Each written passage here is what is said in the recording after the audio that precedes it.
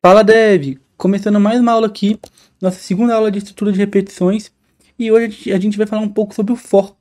Na última aula a gente viu sobre o while e o do while, e assim, se você já entendeu muito bem essas duas estruturas, você vai ver que o for é muito mais tranquilo e é muito usado no dia a dia do mercado também. Então é crucial vocês entenderem sobre ele. Mas antes da gente começar essa aula aqui, eu vou só dar uma observação, que foi uma pessoa do Discord que veio me fazer essa pergunta, e eu percebi que de fato eu não cheguei a comentar, que é sobre o salvamento de arquivos. Se vocês verem, eu escrevi aqui console.log hello. Se eu vier no meu terminal, tá mostrando hello. Se eu trocar esse código, por exemplo, para olá, também alterou. Por quê? Eu tenho uma opção salva no meu VS Code. Se você vier em File e vir em Autosave, o meu já está ativado. Por padrão, ele vem desativado. Então, toda vez que a gente escrever um código, por exemplo, eu vou substituir olá para hello. E voltar no meu console, não mudou. Por quê? Toda mudança que você faz no seu código, ela precisa ser salva antes de ser exibida.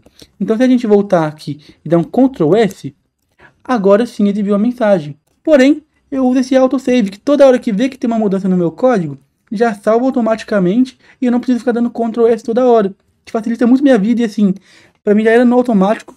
Peço desculpa mesmo por não ter explicado, mas quem quiser configurar isso, vale super a pena que agora todo o código que eu escrever, por exemplo, toquei para lá de novo, está atualizando. Tanto que eu já até atualizei no material também. Aí a gente vem em introdução, desce aqui no tópico 2, eu já tenho essa observação. Estão vendo? Me desculpa mesmo, né? Foi uma falha minha aí. Qualquer outra dúvida que vocês tiverem, pode me perguntar lá no Discord. Mas, enfim, só deixar isso claro mesmo. Agora vamos para a aula. Vamos relembrar um pouco sobre o while e o do while? Se a gente lembrar, por exemplo, eu quero exibir um número de 1 a 5, né? Eu vou colocar uma variável chamada contador, por exemplo, começando em 1, e vou usar o while. Então, enquanto contador menor ou igual a 5, né? Eu quero mostrar o 5 também, então preciso incluir ele. A gente vai printar o contador. E além disso, a gente precisa colocar o contador mais aqui, para toda hora ter uma mudança e a verificação continuar.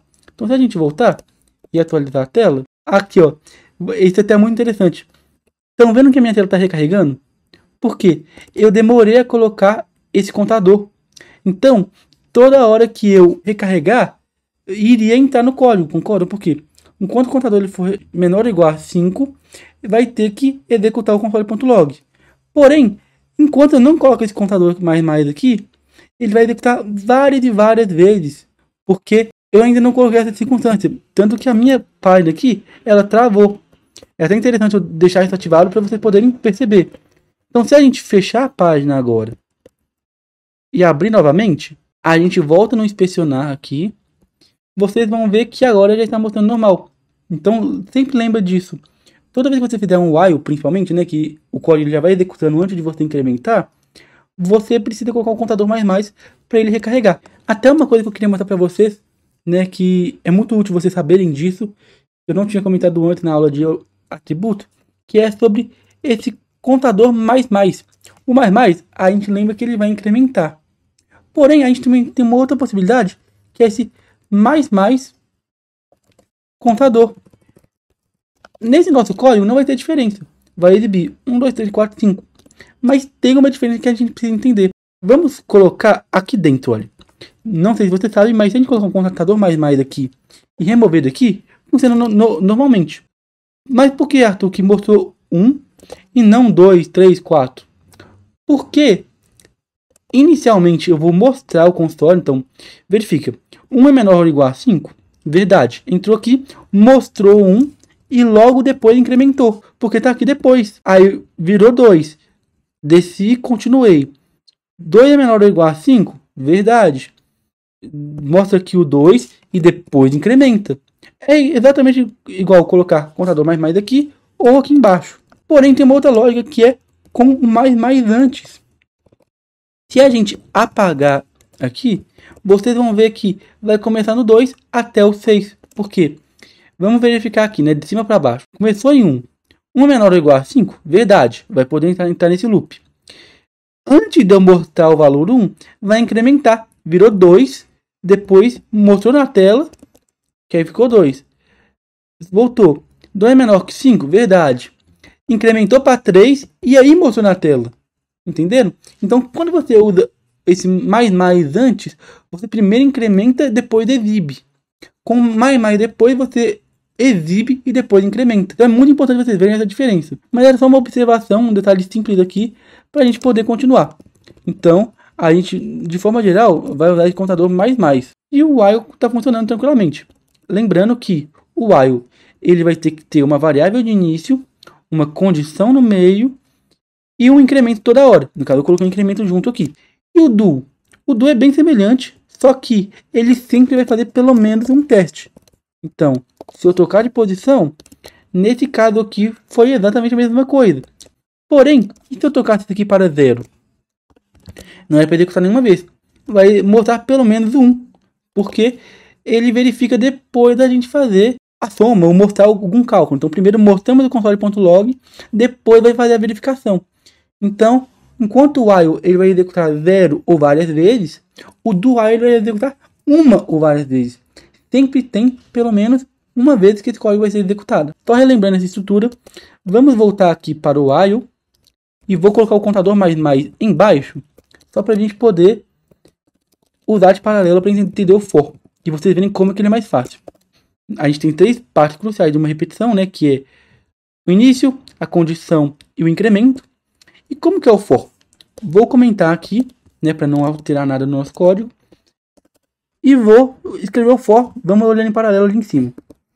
O for, você vai basicamente escrever essas 3 condições em uma única linha.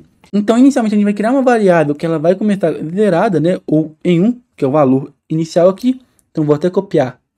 Let contador recebe 1. Ponto e vírgula.